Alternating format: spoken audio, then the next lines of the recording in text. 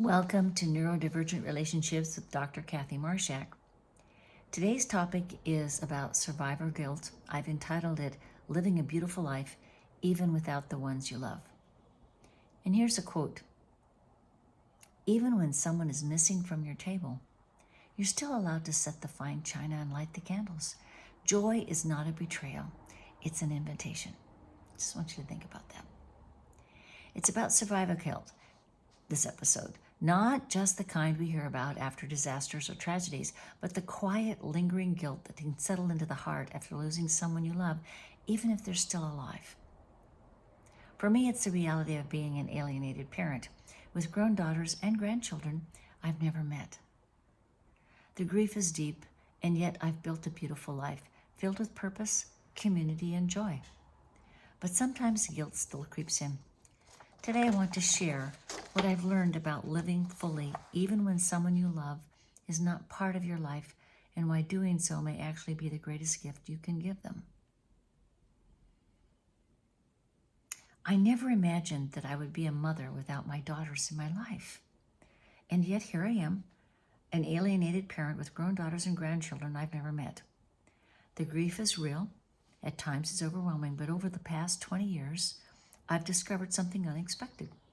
It's possible to live a beautiful, fulfilling life even when your heart carries an ache. It doesn't go away, but you can still do a life. I've written books and developed online courses to help others who are walking a similar path.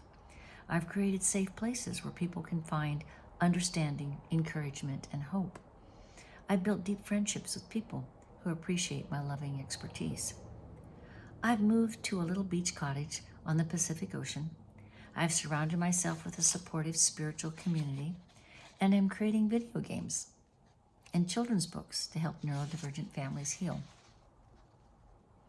From the outside, my life looks joyful, and it is, but here's the part I don't talk about often. Sometimes guilt still creeps in.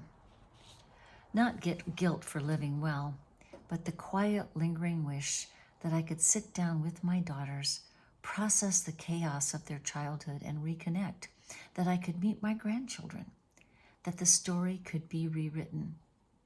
The truth is, my daughters survived by closing the door on me. I certainly deserve better treatment, but I understand the protective walls they built. They were just children when the storm hit. And so I've learned this. The greatest gift I can give them now is a mother who has gone on to create a loving, amazing life, even without them. Living well is not a betrayal. It's a declaration that love and joy can survive anything. And if the day comes when those broken connections are ready to heal, they will meet the whole, vibrant me, not a woman frozen in grief. If you carry survival guilt from family estrangement, divorce, or any other loss, remember this: you're not dishonoring those you've lost by living fully. You're not dishonoring them. You are honoring life itself.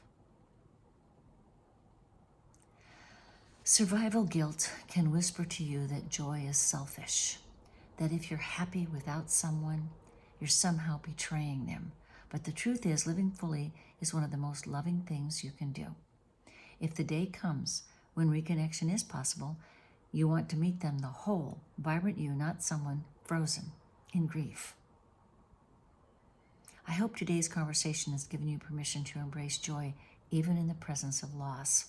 And if this episode spoke to you, I'd love for you to join me for the after-party discussion at drkathylearningcenter.thinkific.com. That's where you'll see the calendar of events. We'll go deeper into the emotions and choices behind survivor guilt and explore how to turn it into a force for healing. Until next time, remember, joy is not a betrayal, it's an invitation. And by the way, here's some questions to be thinking about at the after-party discussion. You might have some answers before you even get there. You might ask these questions to others who join us. Number 1, have you ever felt guilty for experiencing joy after losing someone? In what ways has survival guilt shown up in your life? How can you reframe living well as a gift to the person or people you've lost connection with? 4, what daily practices or choices could help you live more fully right now? And number 5, if reconnection happened tomorrow, what version of yourself would you want them to meet?